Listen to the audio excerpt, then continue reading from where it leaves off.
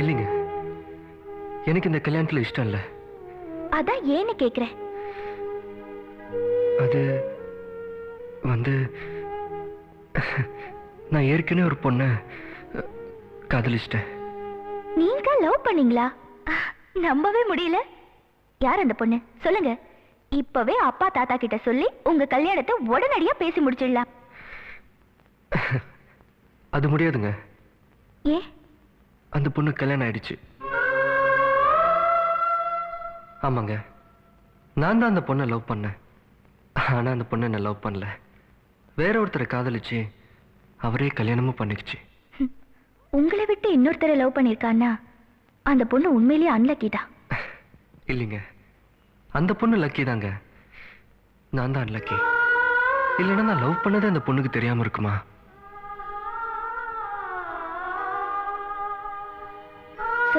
காதல்ல தோல்வி அடைஞ்சா அவங்களே நினைச்சு உருகிட்டு இருக்கணும். வேற கல்யாணம் பண்ணக்கூடாது, அப்படித்தானே? தோல்வி அடையறதுக்கு காதல் ஒன்றும் பரீட்சை இல்லைங்க. அது ஒரு ஃபீலிங். அந்த ஃபீலிங் ஒரு தடவை வந்துருச்சுன்னா மறுபடியும் அதை மாத்திக்கிட்டு இருக்க முடியாது.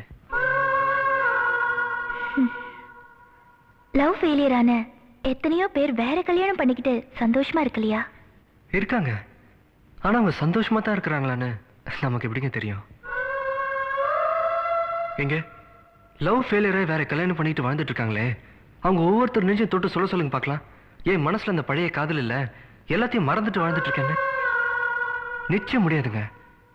100 வருஷம் ஆனாலும் எங்கோ ஒரு மூலையில அந்த முதல் காதல் வந்து ஞாபகப்படுத்திட்டு தாங்க இருக்கும்.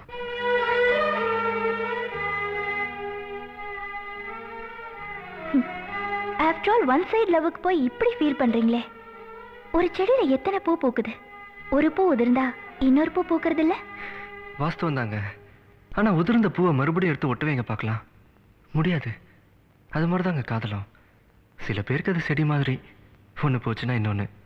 சில பேருக்கு அது பூ மாதிரி, ஒரு தடவை பூத்து உதிர்ந்ததுன்னா அவ்வளோதாங்க, மறுபடியும் எடுத்து ஒட்ட வைக்க முடியாது. அது மாதிரிதாங்க என் காதலும்.